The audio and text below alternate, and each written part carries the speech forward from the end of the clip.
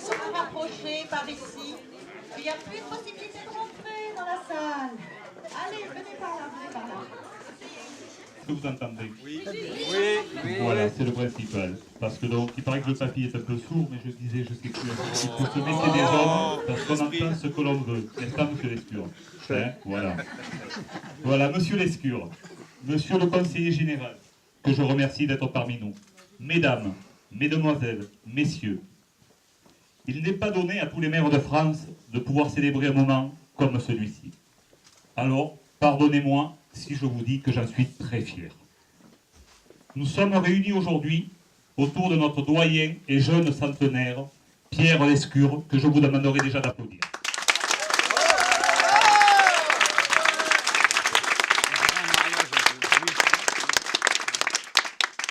Un grand merci à toutes et à tous ceux d'entre vous qui lui témoignent sympathie, amitié et également respect. Te voici donc représentant de la 3e génération des Lescure de la Malade. Et autour de toi, encore 3 générations où les gènes des Lescure circulent encore. Ayant eu 3 filles, et tes 2 frères, aucun descendant mâle non plus, le nom Lescure va disparaître de Loubrecinq. Ainsi va la vie. Mais le patronyme n'est que secondaire. Car maman et toi, vous nous avez transmis depuis notre enfance l'étonnant bonheur de venir ici, dans cette région exceptionnelle par la beauté de sa nature, la richesse de son patrimoine, et que nous cessons de parcourir depuis tant d'années sans nous lasser. Maman était béarnaise, de pure souche, comme nos chères amies ici présentes, André et Marie-Josée Dabadi, nos parentes, que je salue. Certes, mon cher papa, tu es fatigué. Tu as le droit de nous le dire et de protester contre cette famille parfois turbulente qui t'entoure. Mais réjouis-toi, mon cher père, de la fidélité de ta famille, venue au complet en ce jour si particulier. Réjouis-toi aussi de l'amitié que témoignent par leur présence tous les invités ici réunis. Et je vous le dis à tous, et que la fête commence.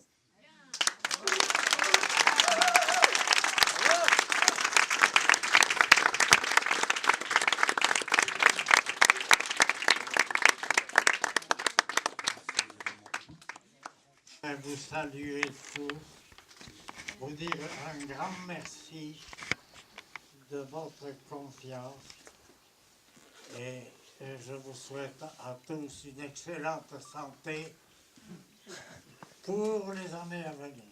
Merci. Et de nous remplacer avantageusement.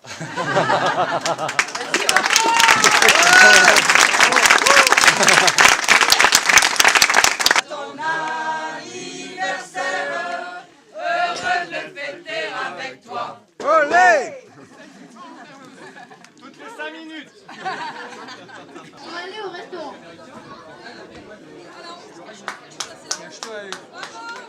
Allez Mathilde.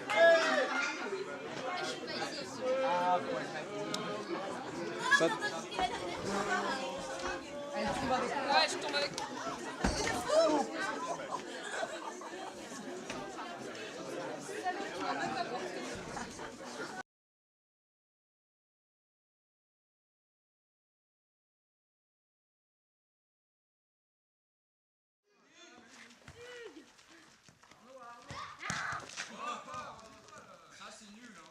Oh, ça va, hein.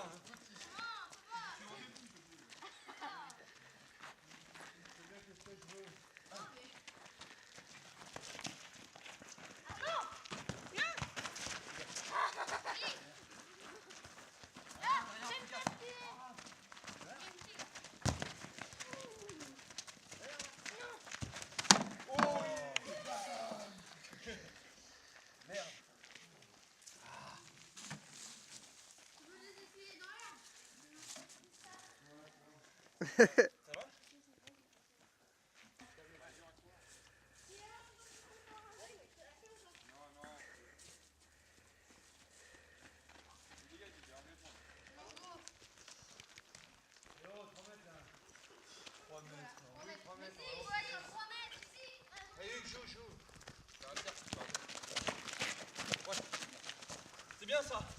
Il y a des crampons. Joli, joli. Corner. Elle est sortie, elle est sortie. Corner,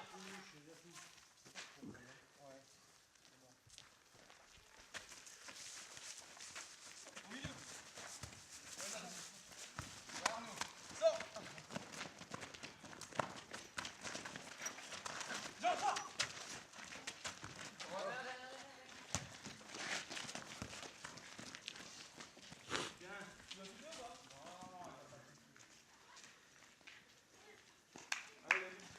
Ils ont la pression là, ils sont fébriles. Tu reviens en gauche quand dans la poche. Ils sont à 4 contre 3 ou pas?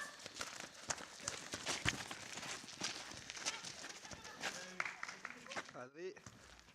Allez.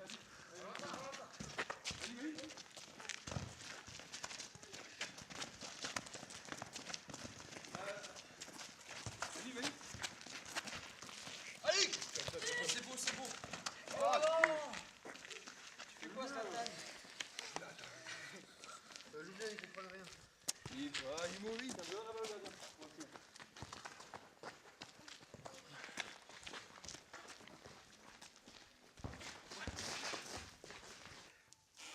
vu comment il pousse? Ouais. Moi aussi j'ai peur que ça te fait.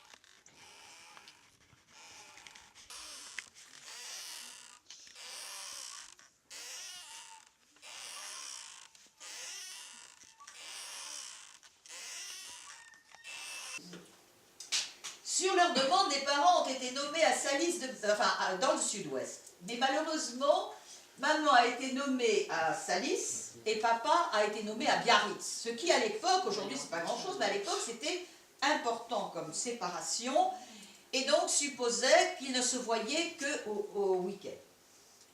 Alors c'est là que j'ai retrouvé Jacqueline et nous avons en commun des souvenirs, enfin moi j'en ai pas beaucoup, de précis. Mais je me souviens quand même de nos jeux dans le jardin du chalet de l'Indochine, que nous habitions, et je me souviens qu'elle ne m'a jamais pardonné, jamais, d'avoir traité sa poupée de grand-mère parce qu'elle avait des cheveux blancs.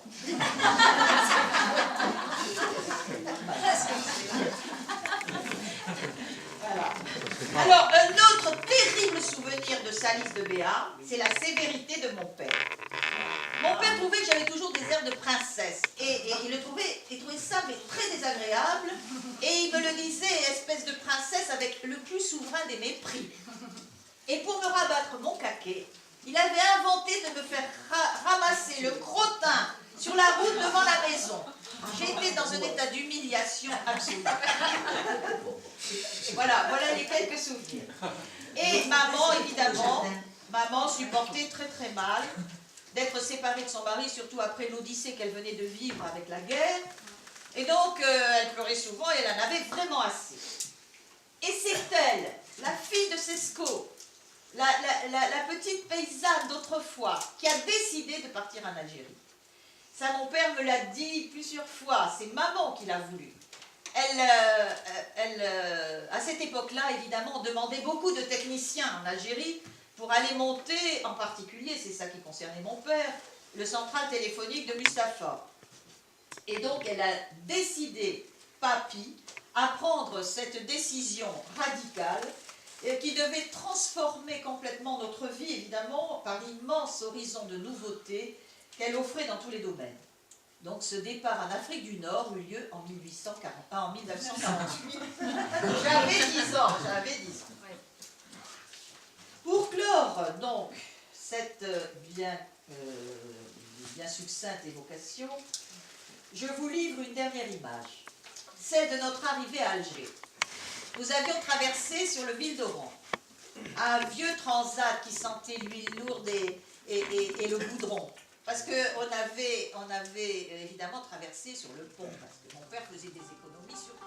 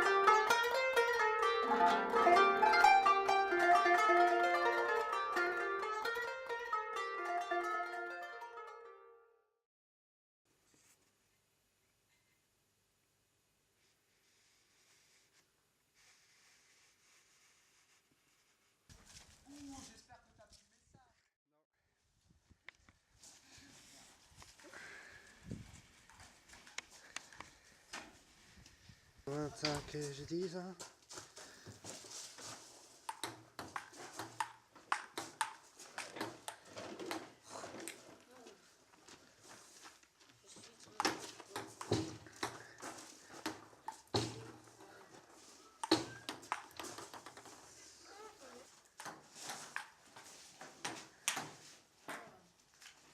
Regardez pas la caméra. Il n'y a pas de caméra.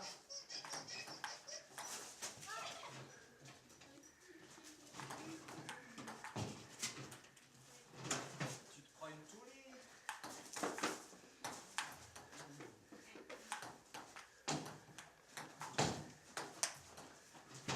Même quand j'étais tout petit, je me disais, ah bah c'est pour les bébés ça. T'es encore tout petit. Y'a pas de caméra. La caméra ne marche plus.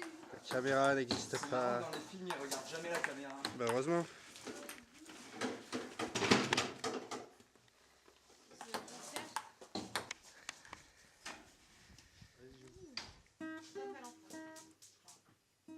Valentin, t'es en quelle classe? Moi je suis en CM2. C'est quoi que t'as sur ton truc là? C'est un petit escargot qui était sur la guitare. Tu vois? Ah ouais. Montre à la caméra. Petit escargot. Je croyais que c'était. T'es encore la petite fille de la nature, Pauline. Non, mais comment tu dis pour donner un qualificatif à l'abominable orang-outan que tu as en face de toi? Moi je dirais le Yeti, moi. Tu dis pire ou plus pire ou extra pire? Ah bah ouais, pire. Abominable, tu dis abominable. Et tu pleures. Avec des fleurs, j'imagine. Des fleurs partout, des bouquets partout. C'est vraiment atroce.